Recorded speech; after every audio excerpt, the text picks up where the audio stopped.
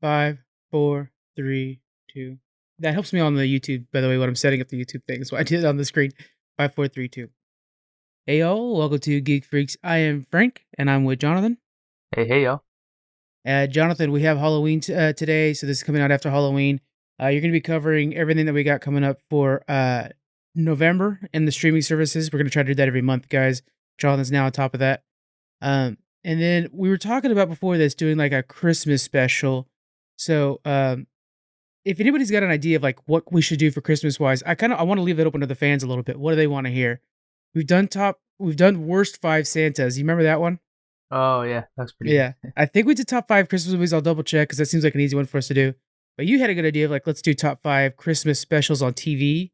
So if anybody's got like a favorite Christmas special on TV they like or something like that, let us know on Twitter, all the socials. We'll try to be better about Facebook. I think I promise that every month. But yeah, that's a good one. We'll have to figure something out good for that because I really want to do something special this year for Christmas. Really shake it up, you know. All right, Jonathan, what have you been playing? What have you been watching lately? Oh, playing wise, I turned a new leaf. I haven't been playing anything good on the PC lately, which is sad. And Yeah. I need to get more PC time in my life. But I downloaded Among Us because Ooh. my niece has been playing it like crazy, always Oh, trying wow. to tell me about it and interact with me while she's playing the game. And it's like, I can't see your screen. I don't know what you're doing. So finally I downloaded it and played it. It's a pretty fun game, and it's low-key addicting. So I've been playing Among Us lately. That's It's about the it. most popular game in the world right now, dude. It's just Yeah. crazy big. I play it with a group of people that I don't really know very well, and so it makes it kind of hard. And so I was trying to explain to one of them, I'm like, I kind of want to play with people that I know, so that I kind of tell when they're lying a little bit. He's like, well, yeah, but if you know they're lying, then why would you want to play it? And it's like, I don't necessarily mean I could read their minds, but it would be. I think it would be funner to play with people you know in general. Yeah. So I need to put together a group for that, and it's like cheap on the PC. It's like $5, and then of course on the phones it's free. Uh, so that's a good one. That's a classic. Do you play it on the PC? Yeah, we all play it on the PC. We streamed it and Okay. stuff like Are the that. controls better, easier? Yes, it has to be, right? Yeah, I would assume so. Yeah. Because on the phone, you use the little joystick to run around, but I feel like I just like slam it against walls aimlessly Yeah. for a little while until I get to the spot I need. I think it would be hard to hop into vents and stuff like that too. Like when you're the whatever Imposter. that's called, imposter. Thank you. To Yeah. hop into vents, I try to do that real quickly and sneakily. That Yeah. seems like it could be hard. Yeah, I've been playing. Speaking of mobile, I've been playing Call of Duty Mobile. I'm trying to get into the mobile game a little bit. Because there's a lot of fans, especially like our listeners out in India. I was doing the research on that because I'm trying to like make sure that because we have so many listeners in India. I want to make sure we're bringing them what they want to hear, too. And a lot of them play mobile games, so I'm like, okay, let me try to embrace this mobile life. And I've been playing Call of Duty Mobile, and I actually have I'm kind of cheating. I have the adapter for my controller, so I'm having the Xbox controller on my phone. So it's still, kind of cheating. But that's been a lot of fun. I can't believe how smooth mobile games play. It's amazing. Like we're in the future now. It's pretty nuts. Yeah. I mean, and it makes sense. Our technology's gotten so good, and that's kind of where gaming is going. So I'm glad that it's being embraced and done well, because mobile games like we're used to when we were younger are just kind of clanky. You're playing Tetris or something, but Right? Yeah. now Snake. they can handle Call of Duty and Yeah. games like that. It's crazy. Yeah. So that's what I've been doing. Watching wise, guys, I watched Mandalorian, and John, you haven't had a chance yet, right? I haven't. I need to. All right, I'm gonna do a low key review for this thing, guys, real quick. Spoiler free, no spoilers on the Mando. So, basically, they do not miss a step from the season 2. So I'm trying to think of how to do this spoiler free, right? They do not miss any steps from season 2 or season 1. It's more of a western now than ever before. Kind of reminds me even of the old samurai movies that a lot of westerns are based after. And we just see the continuation. It actually feels like an episode pulled from the middle of season 1, so not anything to do with the main story or the main plot. It's actually just kind of its own runoff thing. But in that process, still setting up a really good story for the rest of the season. We're introduced to some new characters. Timothy Oliphant, which is a badass. Are you familiar with Timothy Oliphant? I don't recognize the name.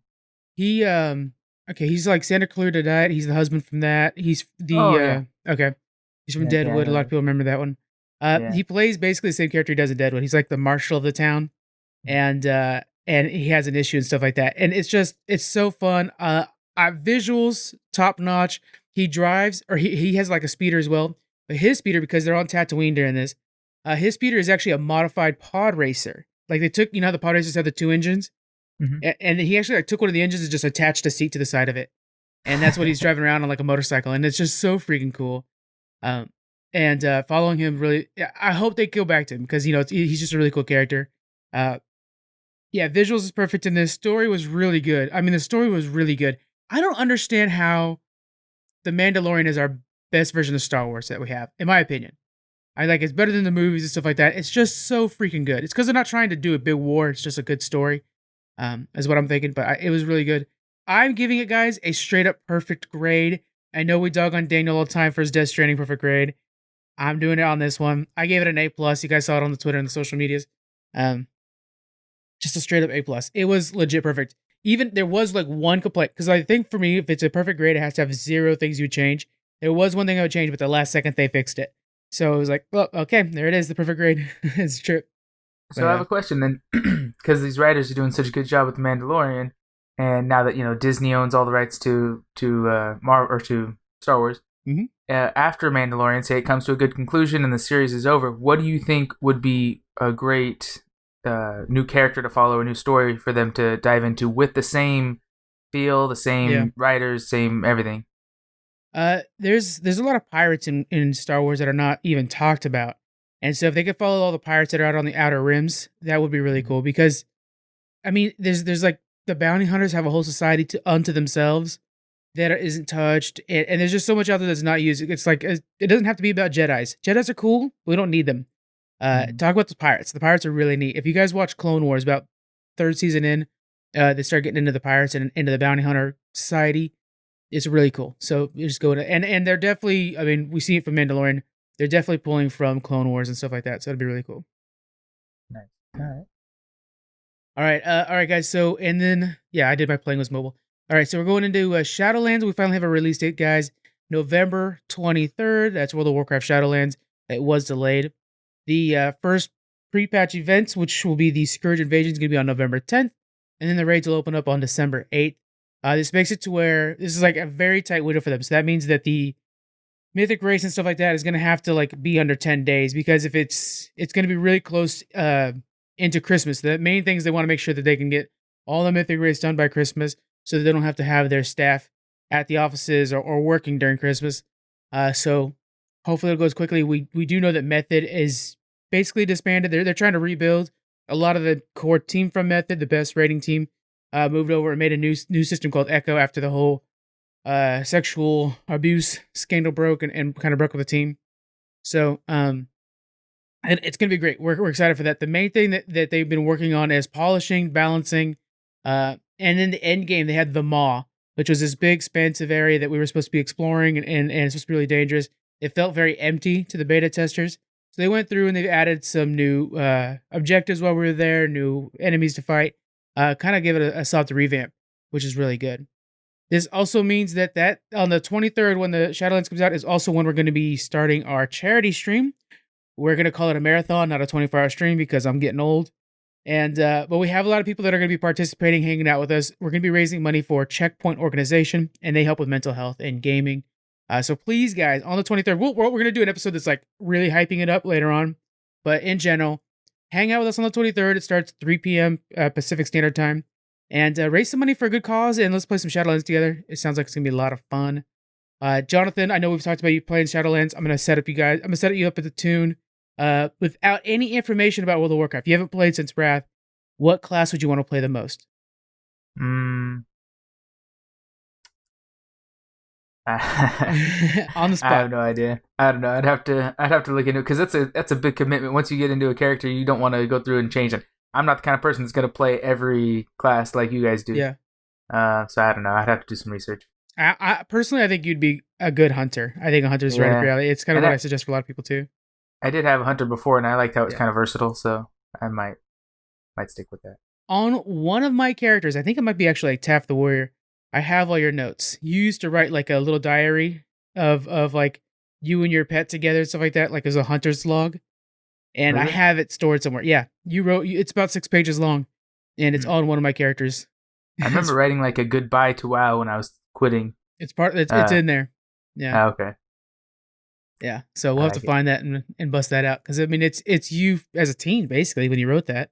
Yeah, I God, don't remember man, how old. we're getting so old.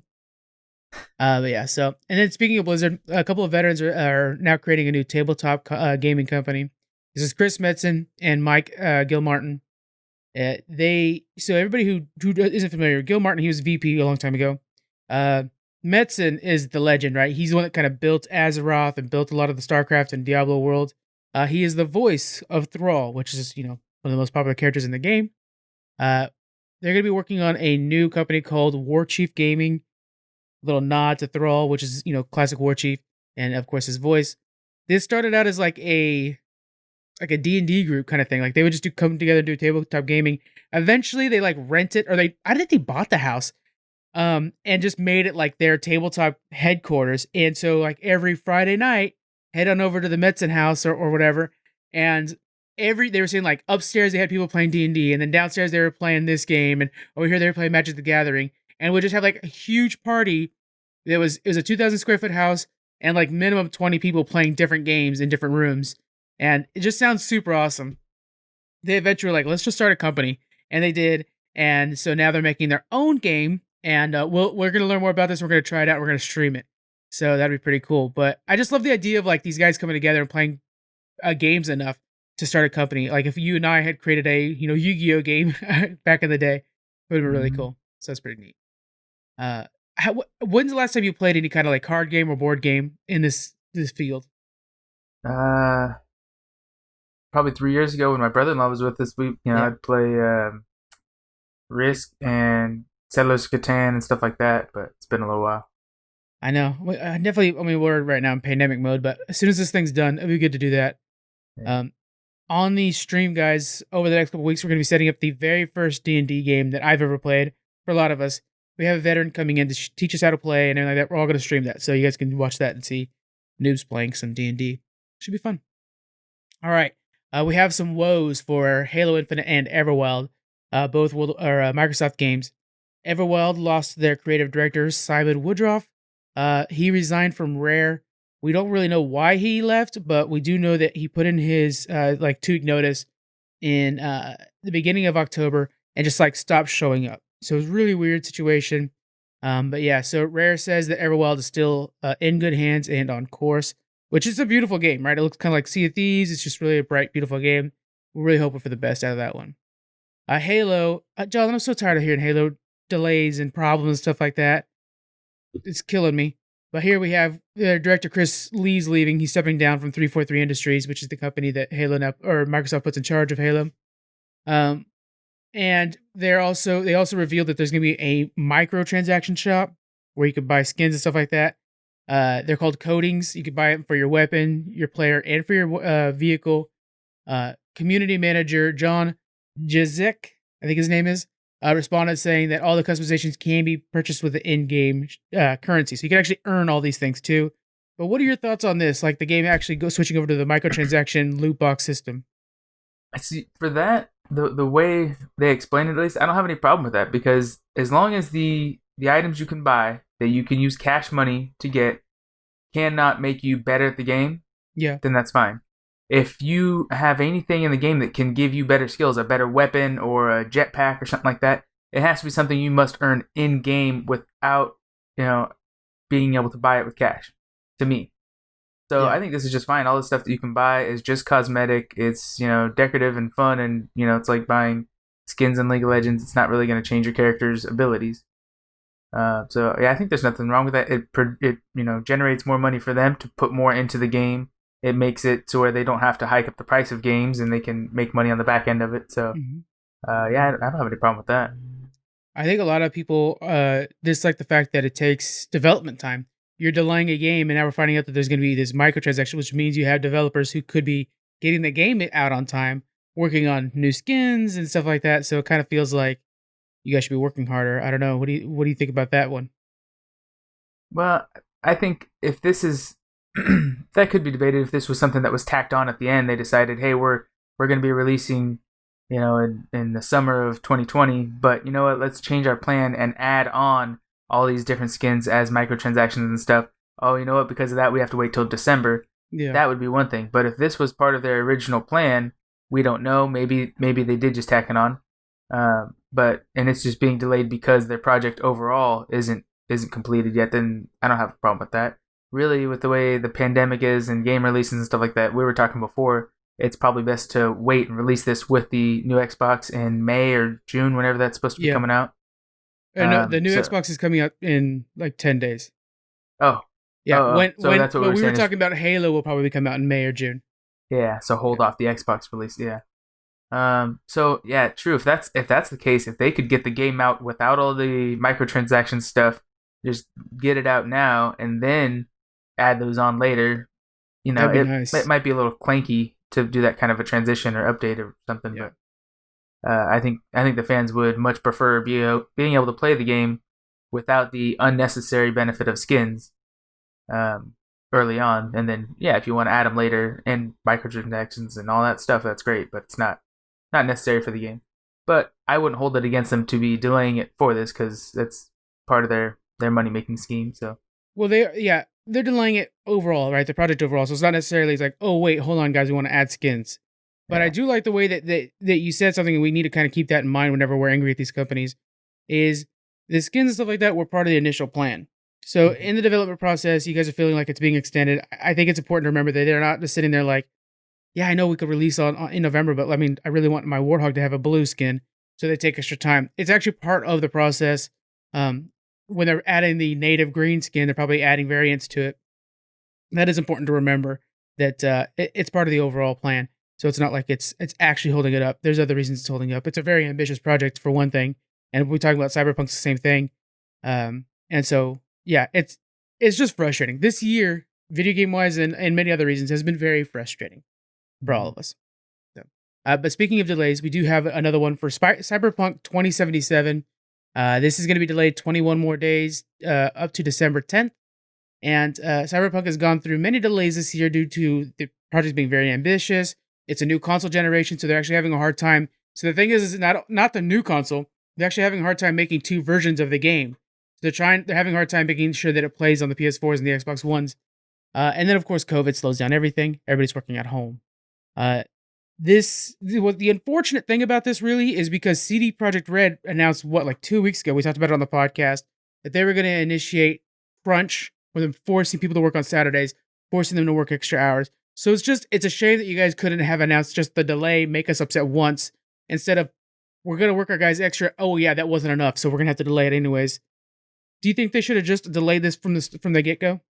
Yeah, I mean, it's to me it depends on how you expect the consumer's going to react to it. But if you're going to delay it, people aren't going to be happy with that no matter what.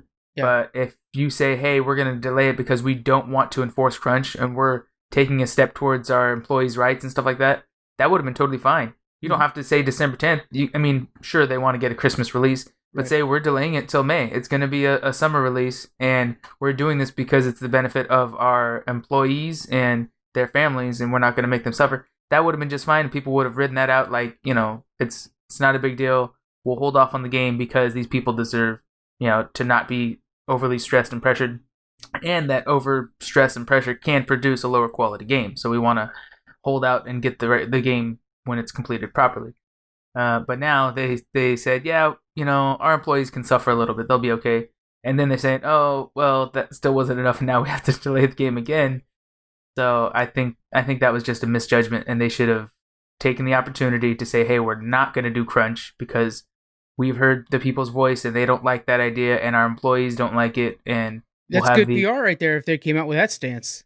yeah, Yeah, they can say we have the opportunity for overtime for anybody that wants it, but we're not going to force it on anybody, kind of thing. And then yeah, we are expecting it won't be done until later, mid 2021. And if it gets released earlier, that's great. But at least if you put it out far enough, you have plenty of a big broad window. And most games either release right before Christmas or right before the summer to try to catch that break. So yeah. uh, yeah, I think that would have been their best bet. But I mean, hopefully this doesn't damage the PR too much. I don't think it's a great look for them, but they're still aiming for a release before Christmas. So we'll see. That was an interesting idea too. They shouldn't have given an exact date with December 10th because you're just setting yourself up for failure again if you can't get it out by then. Mm-hmm. So, yeah, it's one of those things where you're damned if you do, you're damned if you don't. And they could have at least gotten good PR out of it. Yeah, you were exactly right on there. They could have taken this stance at like, oh, we're doing this for our employees. Like that would have been good all around. So Yeah. that's a good point. All right, let's move off of video games now. We're going into California Adventures. Jonathan, I've been itching for some Disneyland like crazy. When's the last time you've been? It's been 3 years actually. I think it was on our honeymoon when I got married that we went down to Disneyland. Yeah. But yeah, it's been too long, and we actually have tickets, which I probably need to get refunded, partially paid for December 3rd. But I don't know if Disneyland will be open very much, or if they're honoring the prepaid tickets. So I'll have to look into that. We I might would not be look able to. into get the refund and then just get a new tickets when you can. Yeah. I think it's your best bet, really. But yeah, so California Adventures. Are you familiar with that side of the park, or are you mostly Oh sticking yeah, on I love it. Disneyland? Yeah, it's really nice, right? They're going to be partially reopening, and that because California is under pretty strict rules, which are really helping us out. They have this new color coded system, all that stuff. Uh, Luckily, Anaheim kind of just got into the orange, is what they're calling it, and so they're able to kind of partially open some things. Uh, for California Adventures, they're letting people come in for dining and for shopping. Uh, if you've been to California Adventures so much, I mean, the rides are of course amazing. Don't get me wrong, I freaking love them. Cars ride's so fun. But it's all about the scenery, right? The Cars Land, even Bugs Life, which is currently being torn up, but still in the pier. So it's going to be nice to visit there just to take a look at the sites. And they're going to be partially open. They are going to have forced masks. Everybody has to wear masks, socially distanced. They're going to be limiting how many people can walk into the park, so you have a little bit more social distance.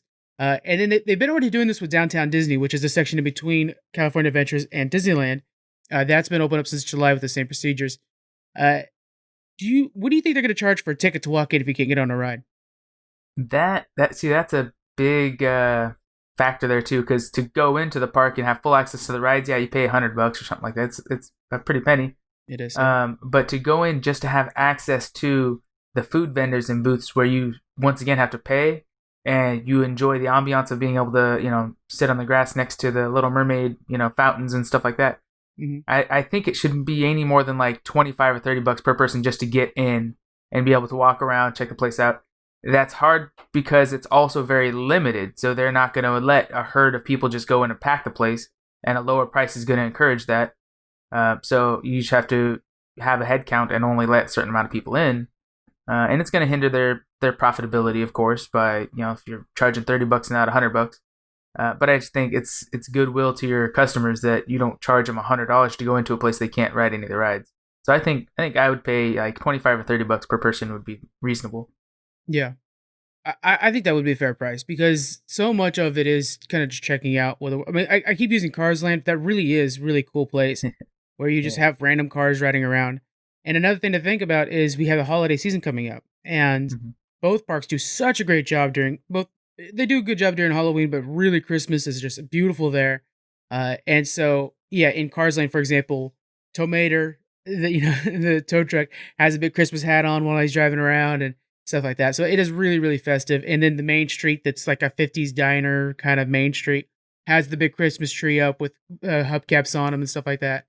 It's pretty cool. So it is going to be exciting to see. I think you're right with the $30 price tag. I think that's where I would go to if I were in the area. It's definitely not worth driving down there. We actually do have family that's driving down there from up here, the Sacramento, San Francisco area. They're driving down there just for this to be able to shop around. I'm sure there's going to be other people that are on board with that too. Christmas time at Disneyland is great. That's another thing too. Do you think they'll do the same thing for Disneyland? I'm surprised it's not announced with this.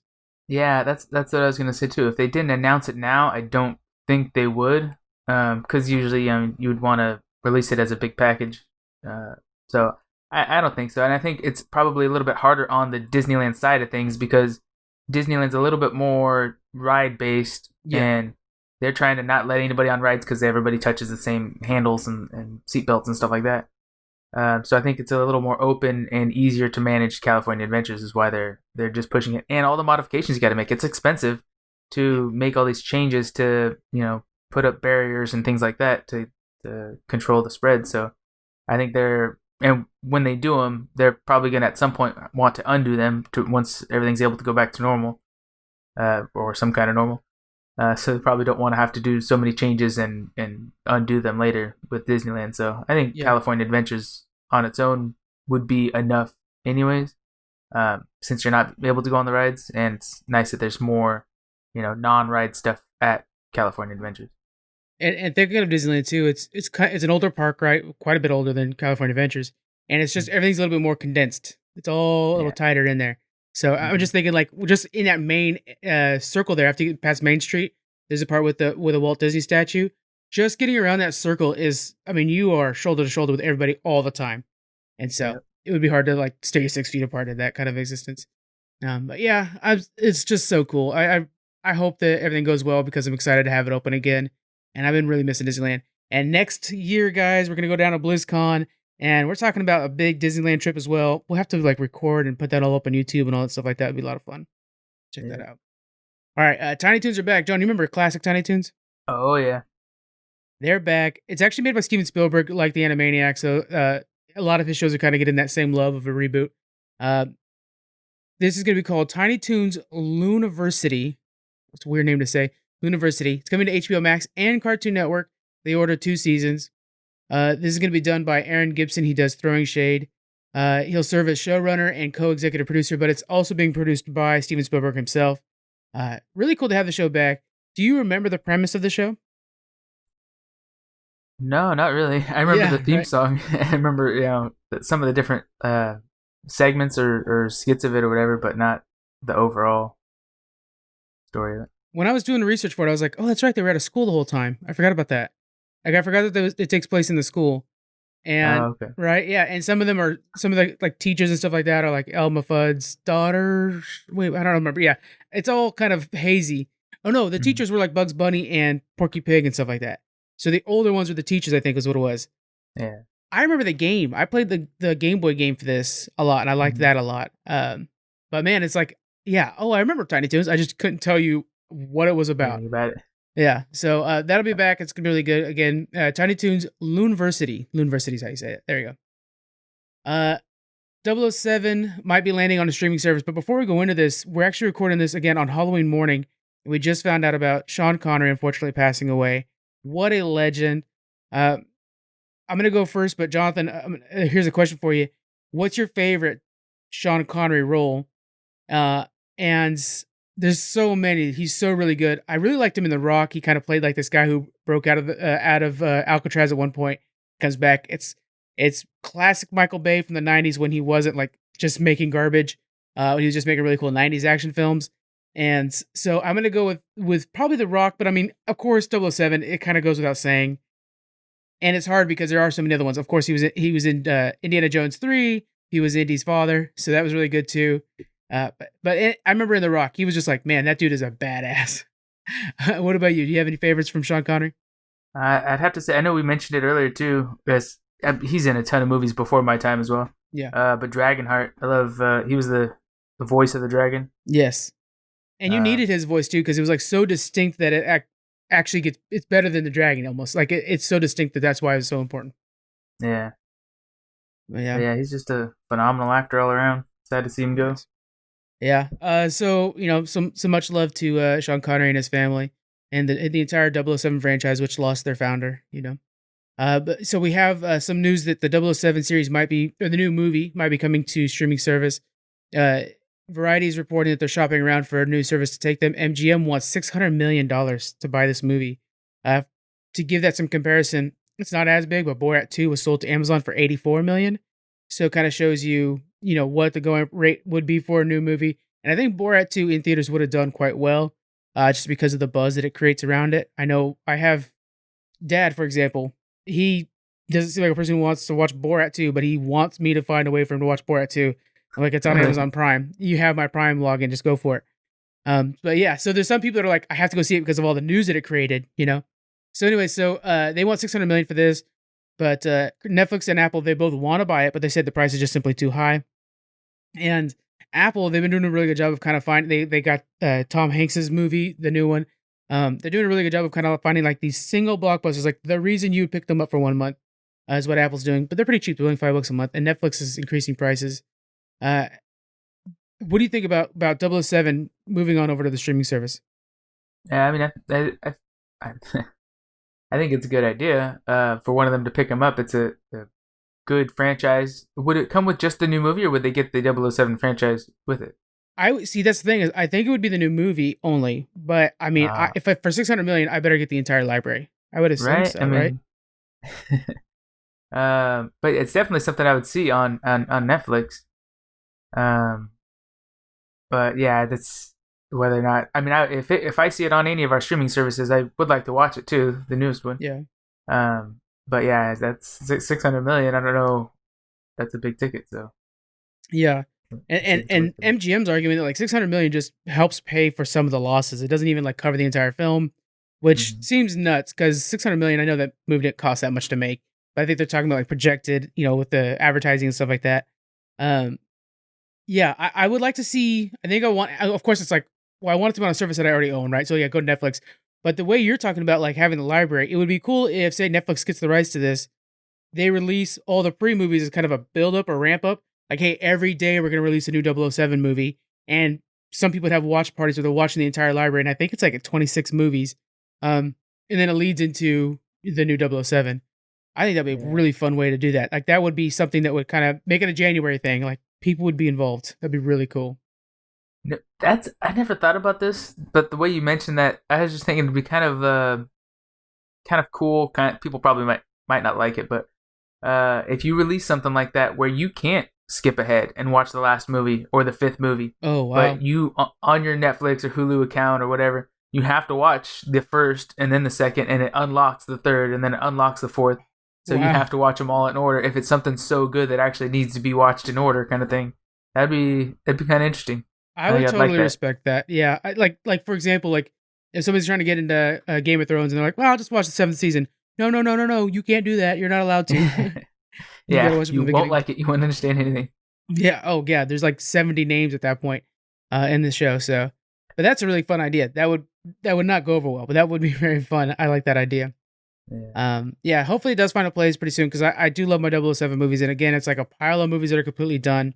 I was kind of thinking about this. There has to be some executive that has like a little safe in his room in his office that has like Black Widow sitting in there, completely done, and we're just not seeing it. Doesn't that seem weird that we haven't gotten a leaked version of any of these movies? Yeah, and they probably put a lot of money and attention into locking it down because a lot of stuff gets leaked out, even just mid production, Yeah. and we end up seeing an incomplete version of it. But they know, like, hey, this is millions of dollars that we just are in a bad time to release it, so we need to box it up and put it away. So I'm sure they had a plan for Mulan and released it, and it went, didn't go great on their end, but it came out okay. But I think they realized that it's so much money, too much to risk it getting leaked out, Yeah. and then having a complete flop.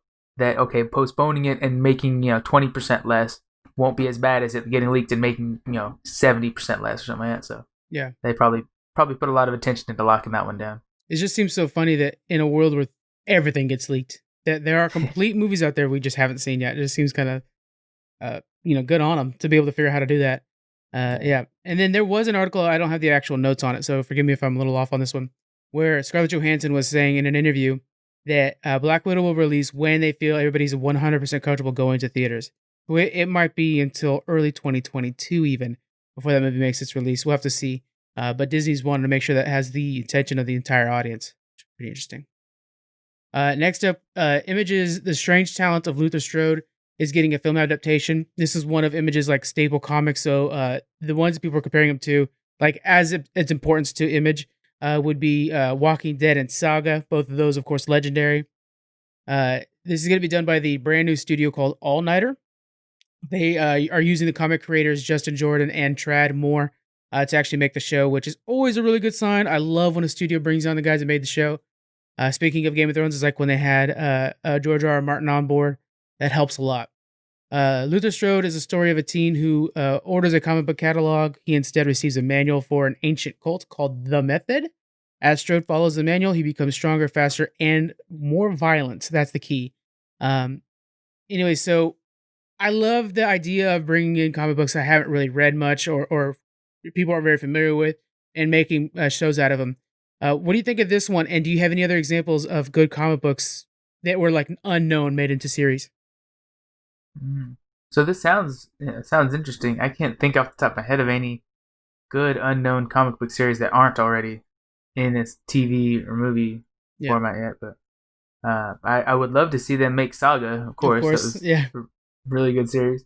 yeah, Um, but I mean, yeah, it sounds good. And like you're saying, like it's always great to see kind of unknown, but you know, what cult following yeah.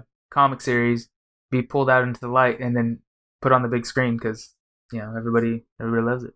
My favorite one, I think I'd have to say, is Umbrella Academy. Right, Oh yeah. the comic book was relatively, in the mainstream wise, unknown, and then we have something that like it might be my favorite comic book TV series that's out. Once it comes out, I'm super stoked for it. So, I'm thinking like maybe Lock and Key is another really good one. That's again kind of a low known comic book that was made into a good series. There's a few of And them that's out really there. nice to see when the comic is good or okay, but they can somehow make a TV show or movie better than the comic Yeah, book, or really pull your attention more than the comic seemed to pull other people's attentions. That just means that the writers are really good at drawing from inspiration and a general outline from the comic book and creating something better out of it. That's awesome to see. That particularly goes to Umbrella Academy, right? Yeah, yeah. One that I almost forgot. It's actually like the biggest show comic book wise ever is The Boys. The comic book The Hmm. Boys is very low key, and yet I mean, man, Homelander and the portrayal of Homelander and just so good. I gave it a really bad rating when we only had the first 3 episodes, but the show definitely got way better as it went on. So it's probably A minus B plus for me now. That's really good. Did you have a chance to watch The Boys all the way through yet? I haven't yet. I know I need to find time to. I haven't had time to watch anything lately, but Yeah. I need to find time to sit and at least start the first couple episodes of it. Oh yeah, your life right now, man. I don't know how you do it. It's too busy. You get your looking, moving, work, and new baby on the way. Eesh. Hmm. The stresses. But yeah, The Boys is really good. That I do suggest that one, and especially man, yeah, I won't get into the Stormfront. Like her character gets so crazy that I'm just like, oh wow, I'm glad that they went nuts with her. It's really fun.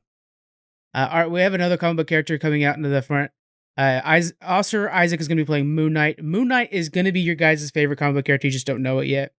Oscar Isaac's going to be playing him for the Disney Plus series that they're working on. He recently did the Star Wars trilogy and he did Dune. You remember Oscar Isaac in the Star Wars trilogy? He plays Yeah, he's Poe, is it right? Poe Dameron. what's his name? Poe Yeah, Dameron. yeah, yeah. That's it. Yeah. Like I know his face. I don't remember his character, but yeah. He's going to be joining the writers for the Netflix's Umbrella Academy, which we were just talking about. His name is Jeremy Slater.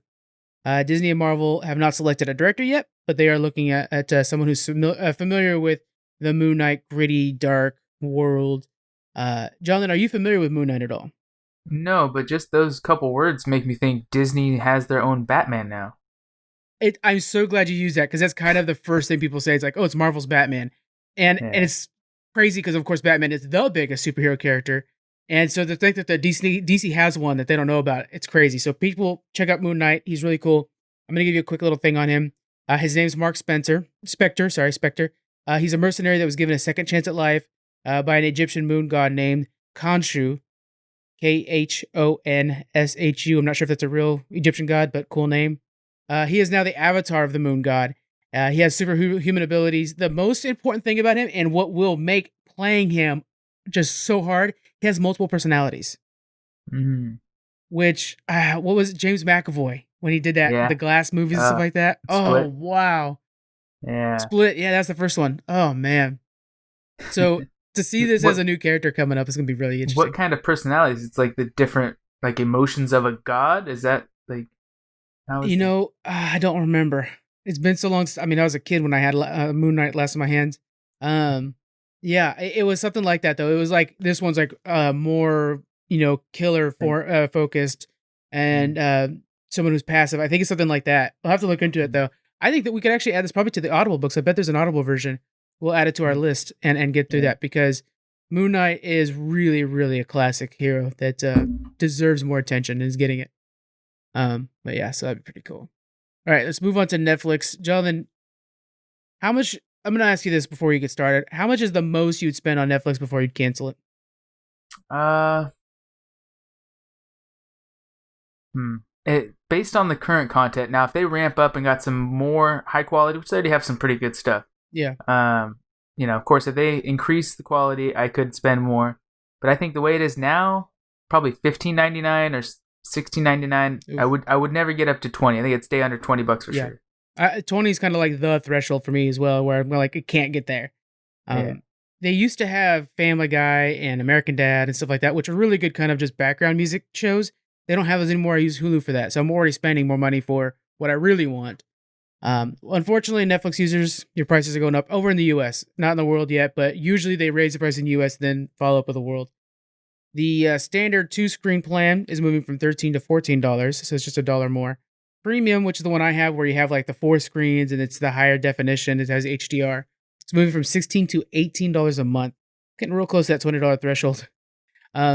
The basic plan, which I didn't know they still had, it's the 480, so it's like only standard definition, $9 a month. That's staying there.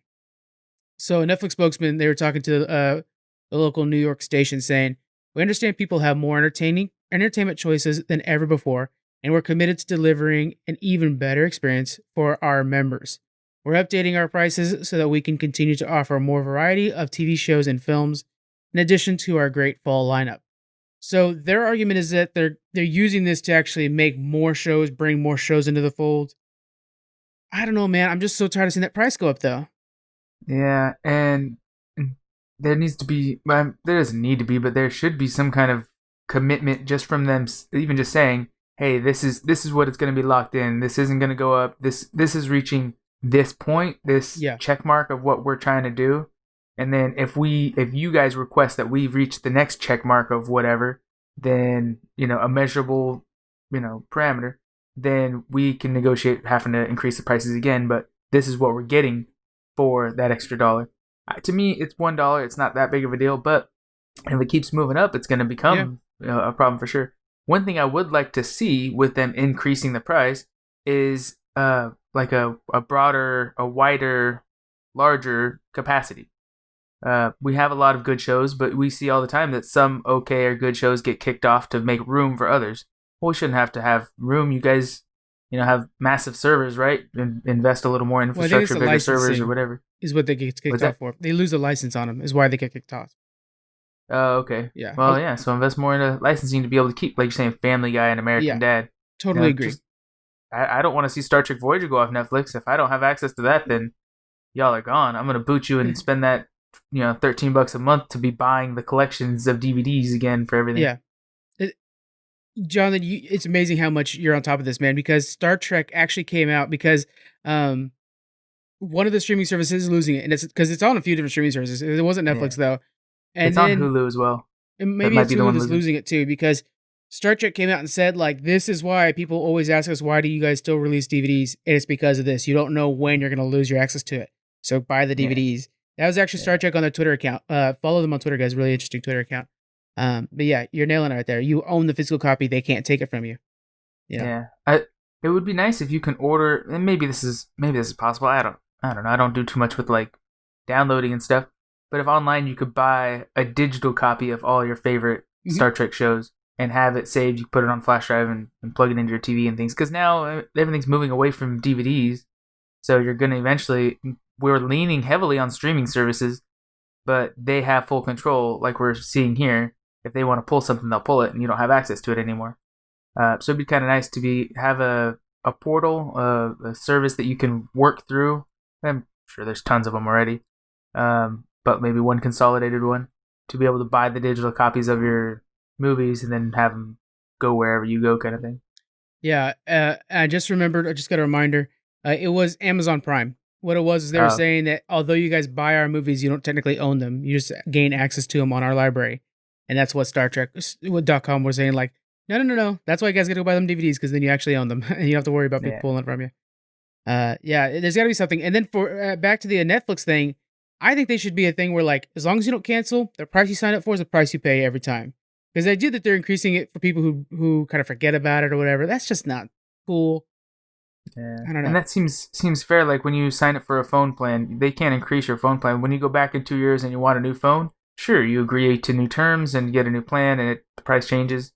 Sometimes you can negotiate it down if you don't need as much data or whatever the deal is. Yeah. But yeah, that seems fair that they should, once you sign up, you're locked in for that $13 a month indefinitely. And then if at some point there's a big enough change in their services that they need to increase the pay or the price, you would have to just release a new package that, hey, Yeah. you guys don't have the premium package, but now only the premium package has access to Mandalorian. So if you want to continue, you need to upgrade to the premium package or whatever the next step would be. Yeah. That $18 premium package, I remember when I first joined, it was $11 a month. And now it's $18 a month. I mean, who knows where it's going to stop, right? Yeah.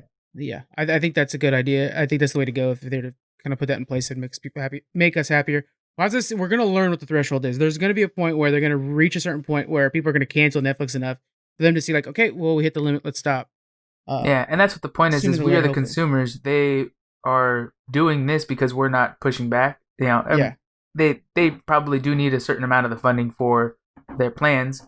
But if we say, hey, your content is good enough, keep it where it is, and stop trying to spend more money and cost us more money, then they would have to do that. They would dial back because they're a business and they're responding to their consumers to an extent. So if we say, hey, you know what you have is cool, but we're gonna cancel and just stick with Hulu for a few months, they'll see that and they'll be like, oh crap, what's Hulu doing at $6.99 that we're not, and try to retool to make people happy. But in order to do that, they might have to drop a lot of content, which we kind of don't want to do. So I think we're at a good point. I think that dollar raise isn't going to break it for me, but if we see that they continue to increase the price, then we're going to have to get into some serious decision making time. right. I kind of think that one of the problems too is that they have so many originals. When I think the reason I was liking Netflix originally was because the idea was a DVD would release, and then a month later it would come on to Netflix. So you'd have all those collections of like Family Guy and whatnot. And now that we're past that part, they're relying so heavily on the Netflix originals, and they do a great job with them. They just don't release them fast enough. We've talked about this in the past, where Netflix needs to release more garbage content. Like you just a regular sitcom, just give me more sitcom stuff. Give me more easy to film stuff if you have to. Um, they just need more of it, like you're saying, just a bigger library, and stop kicking things off. If they make the content, they don't ever kick it off. I don't know. Talking about a new Netflix original, we have Assassin's Creed live action coming to Netflix. This is part of the Ubisoft's new film and TV department. They're going to be producing the series. We don't know what part of AC they'll be using, but presumably they're going to be sticking pretty close to the game because Ubisoft is producing the show. I want this to be the Ezio storyline. Jonathan, you're not too familiar with Assassin's Creed, is that correct? Yeah, I don't really. I've only know what I've heard from you, which isn't a lot too. Yeah. By the way, guys, the Tuesday that this episode releases is when we're going to actually have John's pull up. We've been kind of shoplifting. We've been shopping around different games that like which one Jonathan would actually like. We're going to release a poll. You guys are going to vote for what Jonathan plays and reviews. Hence, Assassin's Creed is on the list, so that's why I'm bringing it up now. But that's going to be coming out on Tuesday. Yeah, so I want it to be Ezio's storyline. It's Renaissance era Italy. There's a lot of drama with the Borgias era of the Pope when it was a very corrupt Pope, and anything like that. And he has his brother and stuff like that. So it's this really good complex storyline, and it's really great. Ezio is a really good character. And then he was so good that they didn't just come out with Assassin's Creed 3 right afterwards. They actually came out with Revelations and Brotherhood, so 2 more games with him in there, into his final death in the last game. So it's really good. It's a really good storyline. Yeah, I'm excited for this. It's historical. It's jumping around. What do you think, man? I'm excited. I like it when they make movies and TV shows off of video games, as long as they have the developers involved and put a ton of money in it. Don't just cut corners because you think you could sell the name. Yeah. Invest into a quality series, and I think the fans will flock to it. I think you're exactly right. Yeah. The fans will move it to. They're also making a anime series for Netflix or for Assassin's Creed as well over at Netflix. So that's pretty cool. It's showing how much anime that they're embracing. They actually had the anime festival, and we had some pretty cool reveals from that. We had our first trailer from Godzilla Singular Point, which we talked about previously. They're bringing in all these heavy hitters from the anime world, producers and stuff like that. So Princess Mononoke Studios doing the artwork for this thing. It's just crazy. We had that. We also had new images from the Resident Evil and Pacific Rim anime, which I just love the idea of a Pacific Rim anime. It's such a good show, a movie that kind of came out of nowhere. And then we have a new trailer for the Transformers War of Cybertron anime. Pretty cool, guys. If you guys like anime, I think Netflix is good. I know Crunchyroll is kind of the given, and right now Sony is looking at buying Crunchyroll and adding it to their Funimation package. But I think Netflix is quickly becoming a new home for anime. Outside of all this, we've been talking a lot about Netflix, but Jonathan, why don't you go ahead and start breaking down What is coming to Netflix in November? Oh man, we got a long list. So, though there was a huge list. Of course, you go on their website. There's at least 50 or 60 different shows It's and nuts. movies coming to Netflix. But I just picked out some highlights, ones that I will probably like or will like, and some of our Yeah, audience might. suggestions. Yeah. So the first one I thought was kind of funny. I've never watched it, and several of my friends like grew up on it. Boys in the Hood. Have you seen that before? I watched it in school actually one time. Yeah. Okay, so I just saw that and had to point out the name because I've never seen it, but I know it's popular. I didn't realize it came out in '91 though. Right. How old do you feel? But Crazy. Casper from '95 is coming out, which Classic. just after Christmas it should have come out. A week ago would have been great. Yeah. Let's see, Forged in Fire. I've heard a lot about that. Is It's a reality show. blacksmiths. Yeah, a TV show about blacksmiths making swords and stuff. Really cool. The movie Knocked Up. Little Monsters. Do you remember that from '89 Oh yeah. with the monster under the bed? What's the main actor's name? I mean, it has the guy from Wonder Years, right? It has the kid from Wonder Years, Freddy. Yeah, Whatever. Red Savage is in that as the Red kid. And then oh man, he's from Deal or No Deal. The guy that plays the actual monster himself. Oh, that's gonna bug us. I know the listeners are Howie screaming. Mandel. Howie Mandel, you nailed it. That- Yeah, okay. he is I the didn't monster realize it was himself. him. Yeah, classic. So I can't wait to see that again. It's been a long time since I've seen that movie. Yeah, Let's see, we got Paul Blart Mall Cop's coming back. That's right. Indian in the Cupboard was a good movie when we were kids. Ooh, that's a good one. The Next Karate Kid. Yes Man with Jim Carrey is hilarious. And we have, let's see, Survivor seasons 20 through 28. So I know, especially you are a big Survivor fan. It's They're gonna be adding on Survivors Netflix. to Netflix now. Yeah. Oh Seasons shit! just 20 through 28, but there's That's a lot of good. seasons. Like, Yeah. you can't fit them all in there. Okay, hold on. Then I got to give a plug, guys. Okay, so we have another podcast. Well, I have another podcast, right, called Outlast Podcast. You guys, look that up. We cover some of those seasons. We just cover every episode that we come across, and it's a lot of fun. And it's actually with me and Jonathan are brothers. If you guys didn't know, it's our mom and me talking about Outlast Podcast. It's really good, so check that out, guys. We actually had Rick Devens on for a bit in a cameo. Last season was a lot of fun. But yeah, sorry. Continue, John. Nice. No, that's good. That's good. So I also started listing on my notes the Christmas movies because I wanted to kind of separate, what's coming out and what's coming out as Christmas movies. There were too many for me to do that with all our streaming services. There was 14 alone just in Netflix, and it looked like more than that in Hulu. So I didn't go through it all. You guys can check them out. There's no huge, story-breaking Christmas movies coming out. They all look like Netflix originals or some of the, TNT specials and stuff like that. But Yeah. definitely a lot of good content. I know, especially my wife, when she's decorating and she likes to light a Christmas tree scented candle and put on some cheesy Christmas movie and watch those. She's been doing it since June, so at least now we have some fresh content. I like that. She's ever since the pandemic started, pretty much she's been ready for Christmas. She's baking the gingerbread cookies. Right, exactly. So yeah, a lot of good Christmas stuff coming out. But Hulu, I noticed there's a lot of baking and cooking shows coming out, so keep an eye out for that if you like them.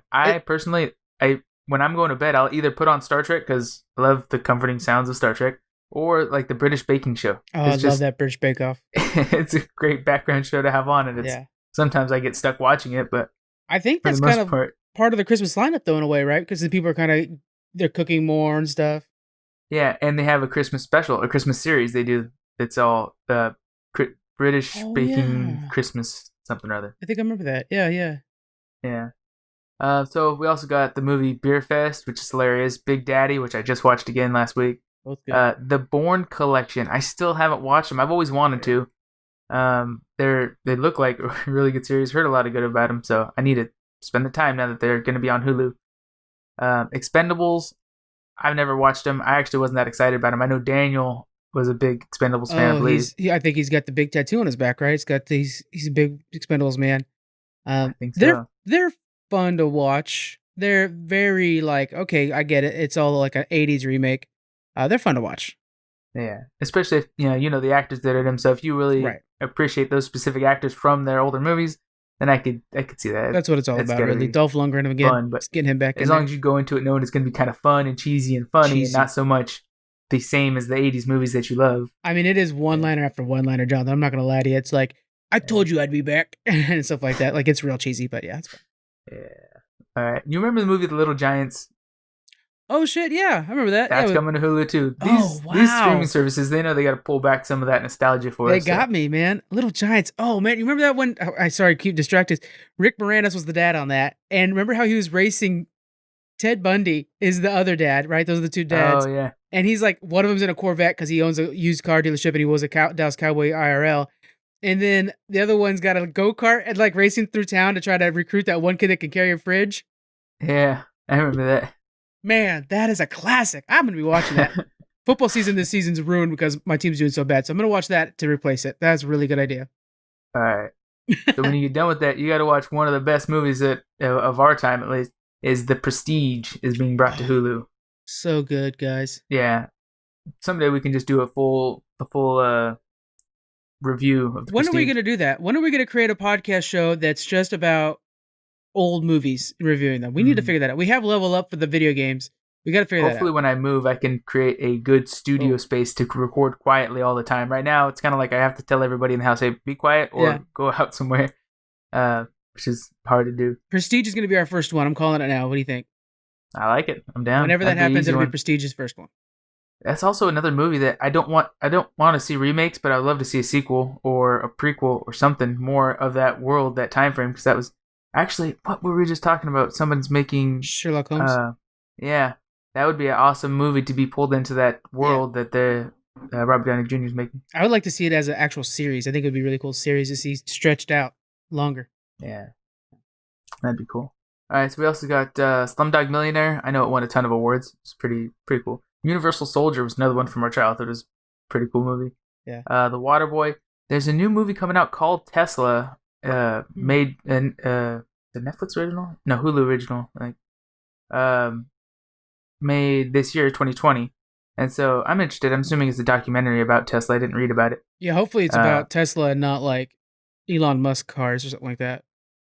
Oh no, I assumed that's true. I assumed it was about the company Tesla, not Nikolai Tesla. I thought it was about the inventor Tesla. So we're both on different pages on this. Yeah, sorry. I'll be interested in either one though. Yeah, Nikolai Tesla's awesome too. Yeah. Blade 1 and 2 are coming to Hulu, which are great movies. Also, Demolition Man, if you don't get enough Wesley Snipes. Oh, God. And these guys know us. Which I remember we talked about that movie a while back too. Fallen is pretty cool, kind of eerie, kind of scary. Some 90s classics, man. Yeah, they're bringing a lot out. I love it. We're all stuck at home, having to, pretty much just binge TV. So yeah, it's good to bring back some of the best.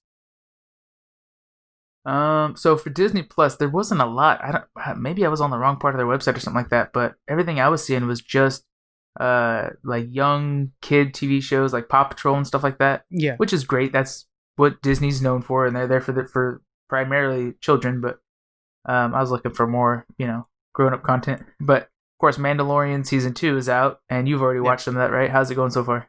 I mean, it's straight up perfect, right? And it's going to be releasing a new episode every week, so you guys will get a new bit every week. They're making sure to keep us around. It is fantastic. It's really, really good. I need to get caught up on that too. Yeah. I want to rewatch. I think the end of season 1 to remind myself, where it was at, and then get into season 2. One thing that's funny is I was paying because after season 1 and Witcher, I started paying attention to that stagecraft we mentioned a few times on the show. I paid attention to it a lot this time, and you cannot tell when they're using it. You could tell like this would be the scene where they would use stagecraft, but you cannot tell they're using stagecraft. The fact that it's all LCD screens behind them, you can't tell. It's just so outstanding. They really so good. Using that and green screen, why is that better? So you could parallax the camera. So say like you have the camera, so green screen is just directly behind them. It can wrap around, but it's not as easy. The reflections on his armor, he has all chrome armor. So it would be green, and then digitally they'd have to go through and replace the green on him. They showed right now, if you guys watching the stream, you see like the purple lights on me from the purple lighting in the room. That they have to go through and replace that with like what would be in the actual environment. This they don't have to because it's actually being projected from the environment. And then when they move the camera, the LCD screen behind actually moves as if it would be normal background. So it actually is changing as the camera moves around. It links to the camera. It's using the Epic game engine that's used to make a lot of video games to do that. It's just so neat.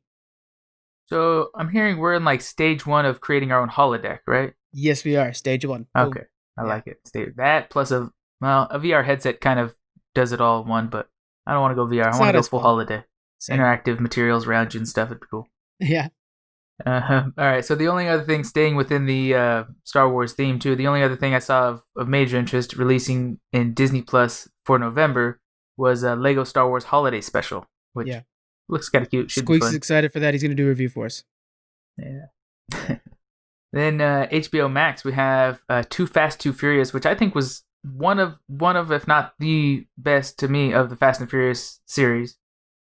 We got I Billy agree with Madison you, but and Happy Gilmore coming out. I think a Oh, lot so of was people it? would actually fight over that Too Fast, Too Furious. I agree with you. I like that one a lot. But we were just Yeah. having a discussion on Discord. You guys can join us over at Discord and chat with us whenever you like about that. And like nobody agreed with me that that movie was good. And everybody's like, "Oh yeah, that's the one I skipped." I'm like, "What? Why would you skip that one? That's the drifting one." Yeah. Yeah, I don't know. I don't think I even watched the one where they're jumping the car from building to building because that just seemed like unnecessary chaos. But Yeah. the It's a mess. newest ones. Let's see. So yeah, we have Billy Madison and Happy Gilmore, which are hilarious classics. Coming to HBO Max. Mhm. Blast from the Past. Do you remember that movie? Ooh, that is a blast from the past. Yeah, that's a really good one. Where they Yeah. live in the bunker. Yeah. And the guy comes up and he's just seeing the world for the first time and stuff like that. There's that one homeless dude that finds them or whatever, and he thinks they're God, and he creates a Starts cult. worshiping. Yeah. It's classic. Yeah, that's just a good movie. If you haven't seen it, you should go check it out. It's gonna be on HBO Max. Yeah. I didn't realize it came out in '99. That was a while ago. The Dark Knight, the HBO. The Hobbit collection is coming to HBO Max. Nice. So if Yeah. you haven't seen The Hobbit, all three of them are coming. First two are really Check good. them Second one, the third one's like, meh. Yeah. The Iron Giant is another classic, Voiced by Vin Diesel. Yep. aka Groot. Yeah. So this is one I hadn't seen. Is National Lampoon's Loaded Weapon 1. I've never seen National Lampoon's Loaded Weapon movies, but I'm gonna Neither did probably I, check yeah. this one out. I Yeah. like all the other National Lampoon's movies that I've seen. So just something to add to my list. If you haven't seen it, maybe check it out too. Let me know if you like it. The Neverending Story is coming to HBO. Great. So good. Yeah, there's just a lot of good movies. I'm glad they're bringing back a lot of these older movies. Yeah, definitely reaching into our childhood for a lot of these. Yeah, right. And we talked earlier about Pleasantville with Tobey Maguire, and was it you said Reese Witherspoon? Reese was the sister? Witherspoon, yeah, is a sister. Yeah, That was That really was well just- done. yeah. What else is in there? It has the guy from Fast and Furious in there too, the one that recently died. He's actually the jock boyfriend, if I remember correctly. Okay. Yeah, but that's a good movie, and it ages well. Actually, it is Mm-hmm. hard to find a movie that ages well nowadays. That one ages quite well. I would check that out if you guys haven't seen that yet. Pleasantville. Yeah. Came out in '98. God. Let's see, we got the movie Space Cowboys, Wild Wild West, Batman Begins, The Dark Knight, and Bridesmaids. I had to add that to the list. That's Oh, it's just a good. hilarious movie if you haven't seen it. Those are good. And- Space Cowboys is my favorite Clint Eastwood movie, guys. Check that out. Yeah. That's a fun one. That's a heck of a list. Who else was in it? It's Clint Eastwood and Tommy Lee Jones, Sutherland, and Yeah, Kiefer Sutherland. That's it. it's Kiefer's dad, Donald Sutherland. Oh, yeah. I'm sorry. And then, Yeah. God, what's the other one? There's one more. I can't remember his name. Yeah. This is four Yeah, Cowboys. Yeah. A bunch of four old guys going to space and coming back, and Yeah. it's just kind of funny about, I don't know, old people in space. They do a good job about Uh, it. Yeah, they do. It's whimsical. It's nice. Yeah, I like it. Also, so The Bridesmaids is the unrated version. If you haven't seen that, Ooh, I don't know I if haven't there's seen that any- version. I wonder how much raunchier it is or whatever. Yeah, I don't know how much different it is, but It's a it's classic. gonna be on HBO Max. You should check it out. So that's Yeah. all. I know there's other streaming services I haven't gone through. They have such long lists, so it takes a while to actually go through them all. But yeah, that's what we got for this month at least. So on November 1st, guys, check that out. We're gonna have an article coming out that'll have these on there, so you guys can check those out on the article too, to see if you guys need something to check out. That'll be on geekfreakspodcast.com, and then pretty soon we're gonna be teaming up with another company. You guys will see soon where it'll be more places to find our articles. It'll be really fun. Speaking of articles, we are sponsored. This episode is sponsored by Green Man Gaming. They sell video games. They sell the keys to video games for Steam and Origin and whatnot. So if you guys have a particular game, you guys can always hit us up. We'll give you the link to help out with affiliate. But generally, every week we release deals of the week on Green Man Gaming, where our favorite deals. We'll pick our favorite ones and put them in a list and how much you save playing them. some stellar deals. Ghost Runner, which is a really cool game that's out right now. By the way, I've been checking that out. You guys check out Ghost Runner; it's really cool. Normally $30, it's $18 on Green Man Gaming. Crazy good deal. Yeah. So, and then again, that supports the podcast too. So that's Green Man Gaming. We'll release an article about them every week with some of the best deals. But yeah, that was a good list there, John. Lot to watch. I'm pretty excited for that. That'd be pretty cool. I'm gonna be busy, dude. Right? Oh man, it's coming up so fast with Christmas and stuff like that too. So, that's another thing too, guys. Hey, you have anything you guys want us to do, like a top 5 of Christmas, whatever? We could use them ideas. So hit us up, and we'll be doing some special episodes for that.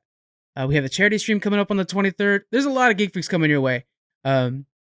This upcoming weekend, we're recording our next level up. It's going to be about Red Dead Redemption 2 with Monumentus Kyle, the streamer Monumentus Kyle. So that'll be really fun.